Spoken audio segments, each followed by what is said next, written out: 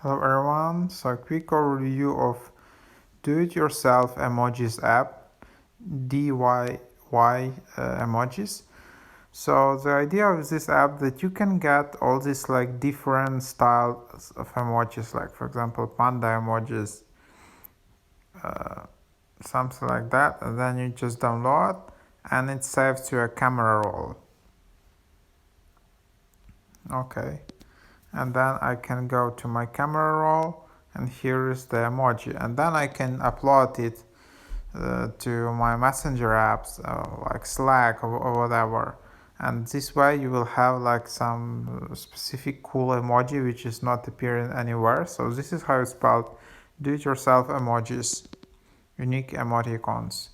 So that's the idea of the app. Super simple. In bottom right you have second tab where you can add your own avatar, and then with this avatar you will be able to create like again like custom emojis.